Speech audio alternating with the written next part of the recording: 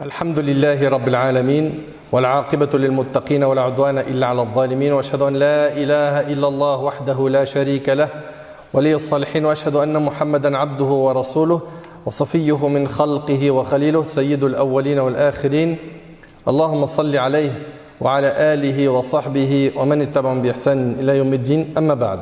Mes chers frères et sœurs, aujourd'hui avec l'aide d'Allah Tabarak wa Ta'ala, le thème de notre khutbah est profite de ce ramadan pour changer. Profite de ce ramadan pour changer. Allah Tabarak wa Ta'ala nous dit dans sourate Al-Baqarah شهر رمضان الذي أنزل فيه القرآن هدى للناس وبينات من الهدى والفرقان فمن شهد منكم الشهر فليصم. Le mois du Ramadan au cours duquel le Coran a été révélé. C'est pendant Ramadan qu'Allah Tabarak wa Ta'ala a révélé le Coran comme guide pour les gens. Ce livre est un guide pour les gens. Tu le suis, tu es guidé. Tu te détournes de lui, tu t'égares. Comme guide pour les gens et qui comporte des versets clairs permettant de discerner la guidée et de distinguer le vrai du faux. Que celui qui voit la nouvelle lune annonçant le début de ce mois observe le jeûne. Et dans un hadith rapporté par l'imam al-Nasa'i selon Abu Hurayra radiyallahu anhu, le prophète alayhi salatu wassalam a dit: le mois du Ramadan vous est venu, c'est un mois béni qu'Allah vous a imposé de jeûner. Durant ce mois, les portes des cieux sont ouvertes, les portes de l'enfer sont fermées, et les diables, et ici on parle des rebelles parmi les démons, ils sont enchaînés. Allah a dans ce mois une nuit qui est meilleure que 1000 mois. Il s'agit de la nuit du destin. Celui qui est privé de son bien est vraiment privé de tout bien.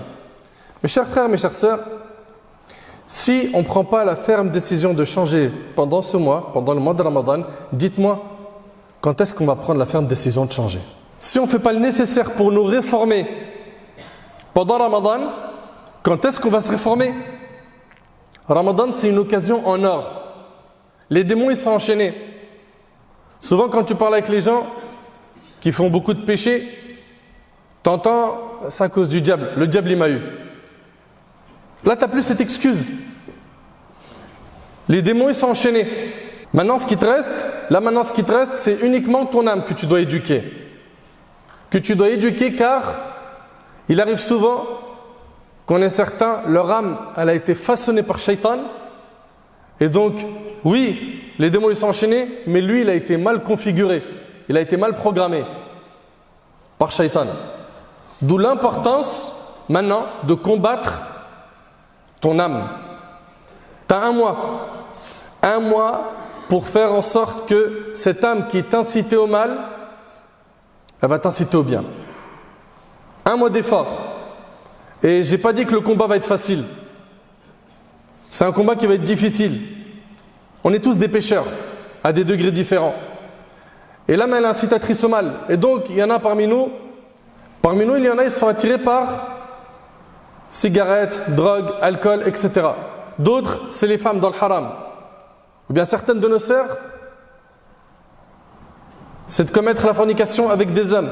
On a beaucoup de gens dans notre communauté qui ont leur âme malade.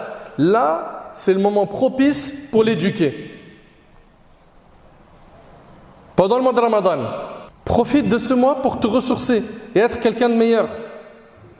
Il faut que tu fasses le nécessaire pour combattre ces péchés qui rongent ton cœur, pour combattre l'amour excessif que tu as pour ce bas monde, pour l'argent, pour le luxe. Certains, c'est devenu des esclaves de l'euro. Pendant Ramadan, profite, fais de dua, rapproche-toi d'Allah, invoque Allah, plains-toi à ton Seigneur de ta situation. N'en sois pas satisfait. Demande à Allah de t'accorder une bonne fréquentation, la force de pouvoir bien l'adorer. Et ces personnes-là qui sont injustes envers leur âme, on les invite à se réformer. Ne remettez pas le repentir à demain. Arrêtez de remettre le repentir à demain. Arrêtez. Vous ne savez pas quand est-ce que l'ange de la mort il va venir prendre votre âme. Allah Ta'ala dit les injustes verront bientôt le revirement qu'ils éprouveront. Faites attention. Pensez au jour du jugement. Pensez aux difficultés que rencontreront certains le jour du jugement. Et ne vous exposez pas à la colère d'Allah. Et j'aimerais comprendre quelque chose. Comment ça se fait qu'il y en a certains dans notre communauté qui ont préparé l'intention de mettre le paquet pendant Ramadan et ils ont déjà en tête qu'après Ramadan, tout ça, ça sera du passé, des souvenirs. C'est-à-dire quoi? Il sortait avec une fille dans le haram. Il lui a dit, écoute, on ne fornique pas, c'est Ramadan. Après l'Aïd, on s'appelle. On relance la machine de la fornication. C'est-à-dire, lui, il est rentré dans Ramadan et il a l'intention, à la sortie de Ramadan, de forniquer ou de faire un autre péché qui est grave. Mais explique-moi, Allah barik fik, pour toi, Ramadan, c'est quoi en fait? Est-ce que c'est une mode? Est-ce que c'est un Dieu que tu adores? T'adores Ramadan ou t'adores Allah? T'adores qui? Mais si t'adores Allah, Allah c'est le Seigneur de tous les mois, pas que le mois de Ramadan. Subhanallah, normalement on rentre dans ce mois avec plein de bonnes intentions, de soigner les maladies du cœur, de nous réformer, d'être meilleurs, etc. Lui il rentre dans Ramadan, ou elle rentre dans Ramadan, je fais un break d'Ihram pendant 30 jours, et après je lui donne rendez-vous après l'Aïd. Mais vous vous moquez du monde. Vous appelez ça l'islam? C'est pas ça l'islam.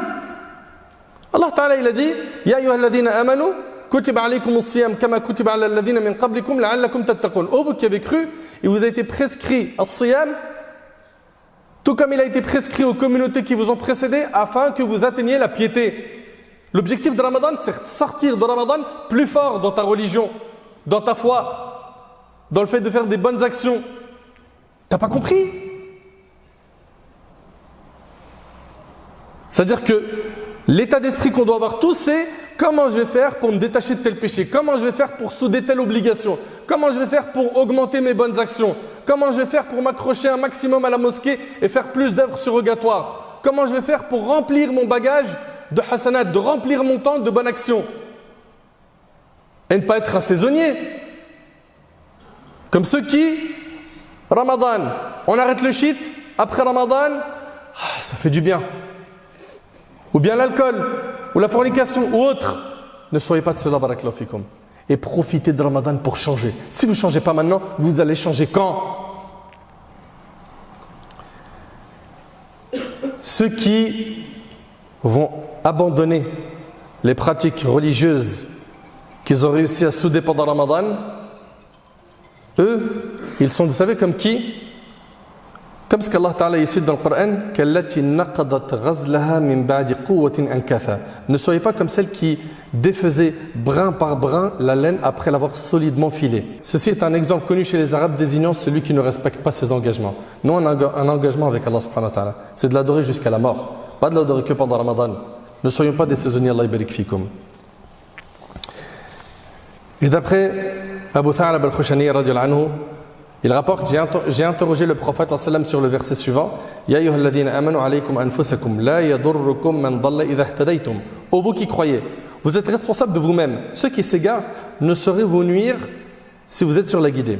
Et il dit alayhi salatu wassalam, ordonnez le bien et interdisez le mal. Et lorsque tu verras une avarice à laquelle on obéit, une passion que l'on suit, un monde qu'on préfère et l'admiration pour chacun de ses propres opinions, occupe-toi alors de ta propre personne et délaisse les gens du commun, car il y aura après vous des jours qui exigeront beaucoup de patience. Regardez ce qu'il dit alayhi sallam. Il y aura après vous des jours qui exigeront beaucoup de patience. Celui qui est patient s'apparente à celui qui tient des braises brûlantes dans la main. C'est-à-dire qu'il va y avoir une période où tenir sa religion, c'est comme si tu tenais une braise de feu dans ta main. Tellement c'est dur de mettre en pratique le dîn. Celui qui œuvre en ces jours aura la récompense de 50 hommes qui œuvrent comme vous. Ceux qui vont œuvrer pendant ces moments difficiles, ils auront la récompense de 50 hommes, le dit le prophète sallam, comme vous. J'ai dit, oh envoyé d'Allah, la récompense de 50 hommes parmi les gens de cette époque qui va venir? Il répondit non, la récompense de 50 hommes parmi vous, et c'est rapporté par Tirmidhi et d'autres. Ça veut dire quoi? Tu t'accroches à la religion alors que c'est difficile, ok? Le contexte dans lequel tu es, il est dur. Au niveau de la famille, c'est pas évident. Eh bien, tu as la récompense de 50 compagnons. T'imagines? 50 compagnons du prophète, alayhi salatu wassalam. Mes chers frères, mes chères sœurs, Ramadan, c'est le mois du changement. Toi qui as délaissé la prière, qui ne l'as jamais faite de ta vie, ou qui à bâcler ta prière, répare ça. Et rappelle-toi que la première chose qui sera jugée dans tes actions, c'est ta salat. Rappelle-toi de l'importance de la salat, qui est le lien que tu as avec ton Seigneur Azza wa Jal. Répare ça, toi qui ne la faisais pas. Et si tu l'as fait, fais le nécessaire pour venir à la mosquée et faire tes prières à la mosquée. Également, toi qui as l'habitude de dire tout et n'importe quoi et de ne pas contrôler ta langue, Allah barik fik, fais attention, surveille ta langue. Surveille ta langue des insultes. Surveille ta langue de la médisance, des mensonges. Le prophète a dit, le serviteur peut certes, sans prêter attention, prononcer une parole lui valant la satisfaction d'Allah et grâce à laquelle Allah l'élèvera de plusieurs degrés. Et il se peut également qu'il prononce sans y prêter attention une parole provoquant la colère d'Allah, laquelle parole le précipitera en enfer, rapporté par Bukhari et Muslim. Il y en a, ils vont dire des paroles comme ça sans réfléchir, elles peuvent les emmener en enfer. C'est pour ça, fais attention à ce que tu prononces. Réfléchis avant de parler. Ramadan, c'est le mois dans lequel on doit se pardonner. Et si tu ne pardonnes pas aux gens pendant Ramadan, quand est-ce que tu vas pardonner? Allah Ta'ala dit Fa'afu wasfahu hatta ya'ti Allahu bi amrih inna Allah ala kulli shay'in qadir. Passez outre et n'en faites aucun cas. N'en faites aucun cas, ça veut dire quoi? C'est-à-dire t'effaces tellement, tu t'en détournes tellement du mal qu'on t'a fait que c'est comme si qu'il n'avait jamais existé. Pardonner, vous connaissez. J'ai pardonné, je lui dis je te pardonne, mais il est possible que tu pardonnes, mais il reste encore quelque chose dans ton cœur, il reste des traces. Et bien Allah subhanahu wa ta'ala dit فَلْيَعْفُوا وَلْيَصْفَحُوا, qu'il pardonne et absolve. Absoudre, ça veut dire tu rases même les traces qu'il y a sur ton cœur, d'animosité, de haine, de rancune envers ton frère ou envers ta sœur. Fillah. Le Ramadan, c'est l'occasion de changer pour celui qui s'est noyé dans les péchés. Celui qui dit franchement pour moi, c'est perdu. Il n'y a rien à faire. Wallahi non, c'est pas perdu. Si tu te repens sincèrement à Allah subhanahu wa ta'ala et peu importe le nombre de tes péchés et leur gravité, Allah tabaraka wa ta'ala te pardonnera. Allah ta'ala dit غافر الذنب وقابل التوب شديد العقاب ذي الطول لا إله إلا هو إليه المصير. Le pardonneur des péchés, l'accueillant au repentir, le dur en punition, le détenteur des faveurs, point de divinité à part lui et vers lui est la destination. Le Ramadan, c'est le mois du changement et il va falloir qu'on change dans notre relation avec le Coran. Combien on a été nombreux à le délaisser? On ne l'a pas pris comme guide. On l'a chez nous, on respecte beaucoup le Coran, mais il est possible que énormément de personnes parmi vous ne l'aient jamais lu du début à la fin, ne l'aient jamais étudié, médité. Et ça jusqu'à quand? Explique-moi jusqu'à quand? Ce livre, c'est l'âme du croyant. Tu ne peux pas vivre sans ce livre, c'est impossible. Tu n'as aucune vie spirituelle sans le Coran. Tu es considéré comme une maison en ruine, détruite. Donc il va falloir qu'on fasse le nécessaire pour renouer un lien très fort avec le livre d'Allah Tabaraka wa Ta'ala, qu'on change notre rapport avec le Coran. Également pendant Ramadan, on va changer notre rapport avec l'argent. Pour ceux qui sont avares et qui font 1000 calculs avant de donner fisabilillah, il fait ses calculs au niveau de dunya. Mais si je donne, moi je perds, ça diminue. J'ai des projets moi aussi. Mais Masakin, ils n'ont jamais commercé avec Allah. Ou peu commercer avec Allah. Et toute personne qui donne fisabilillah sait très bien que son argent est béni par la suite. C'est vrai ou c'est pas vrai? Allah Ta'ala dit Yamhaqu Allahu ar-riba wa yurbi as-sadaqat. Allah anéantit l'intérêt usuraire et fait fructifier l'aumône. Le mois de Ramadan, c'est le mois du changement. Remplaçons l'insouciance de notre vie par quoi? Par le fait d'évoquer Allah. L'insouciance, le fait d'oublier Allah, d'oublier la mort, d'oublier le jour du jugement. Sois plutôt de ceux qui, tout le temps, sont en dhikr. We were in love that never meant to stay. Some things are real, even when they fade.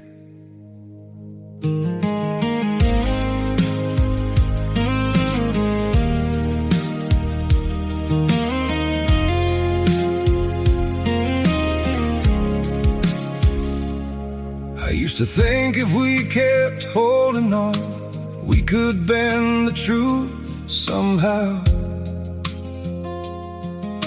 But love can't fight what's pulling us apart, and it's breaking us down now.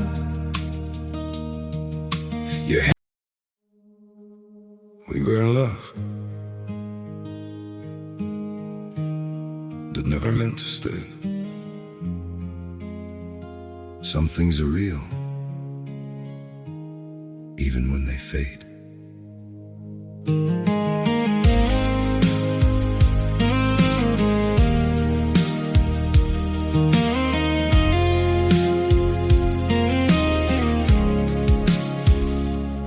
I used to think if we kept holding on, we could bend the truth somehow.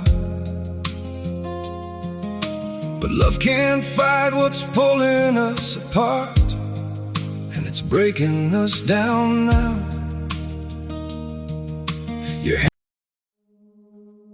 We were in love that never meant to stay. Some things are real, even when they fade.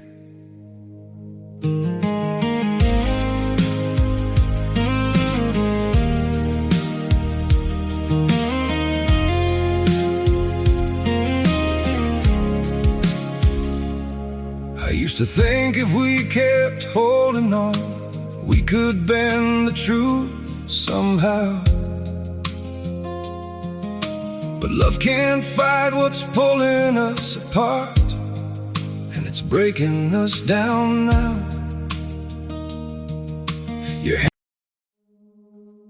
We were in love that never meant to.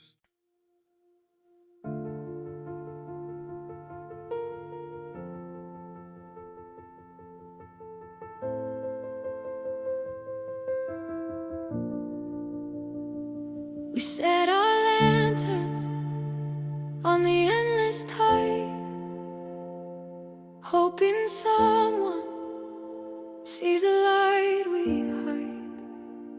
Every ripple carries what we've left behind, a fleeting dream, a promise undefined.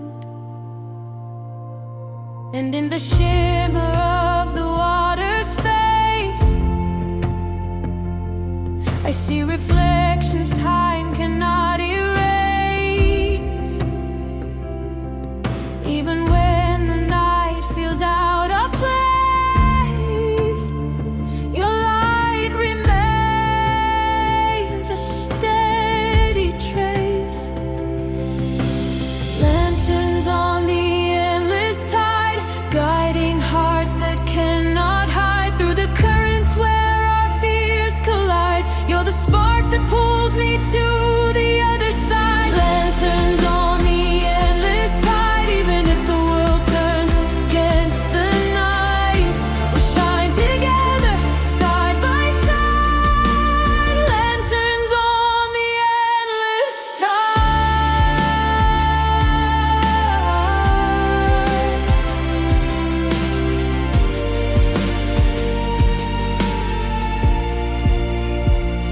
Waves are heavy with unspoken words, carrying echoes that can't be heard. But in the stillness, hope begins to rise, flickering gently like forgotten skies. Every shadow finds a way to bend, every journey meets a quiet end. Yet through the darkness we transcend. The light remains our constant friend. Chaque fois qu'il a du temps, eh ben, il évoque Allah, subhanallah, alhamdulillah, la ilaha illallah, Allahu akbar, astaghfirullah, Allahumma salli wa sallam ala nabiyina Muhammad, la hawla wa la quwwata illa billah. Ces formules-là, elles rapportent beaucoup de récompenses. Allah Ta'ala dit, Ya ayyuhalladhina amanu, udhkurullaha dhikran kathira, wa sabbihuhu bukratan wa asila. Ô vous qui croyez, évoquez Allah d'une façon abondante et glorifiez-le à la pointe et au déclin du jour. Et le prophète sallallahu alayhi wa sallam a dit, ne cesse pas de vivifier ta langue par l'évocation d'Allah. C'est-à-dire, garde ta langue active par l'évocation d'Allah, et c'est rapporté par Tirmidhi. Ce mois-là, c'est un mois où on doit faire le nécessaire, on a dit, pour corriger toutes les maladies de la langue. Et entre autres, on a le mensonge, la médisance. La médisance, ça fait partie des grands péchés. Des grands péchés. Tu parles en mal sur le dos de quelqu'un. Freine. Et si tu vois quelqu'un faire ça, dis-lui stop, habs, arrête. Et si il n'arrête pas, après avoir fait plusieurs rappels, reste pas dans cette assemblée, quitte-la. Pareil le mensonge. Dans le Muwatta de l'imam Malik, on a posé la question au prophète sallam, arrive-t-il que le croyant soit poltron, peureux? Il a dit oui. On lui a dit, arrive-t-il que le croyant soit avare? Il a dit oui. On lui a dit, arrive-t-il que le croyant soit menteur? Il a dit non. Non, jamais tu mens. Jamais. Ramadan, c'est le mois du changement. Fais le nécessaire pour renouer des liens avec les membres de ta famille qui, eux, ont rompu les liens avec toi. Ou que toi, tu as rompu les liens avec eux.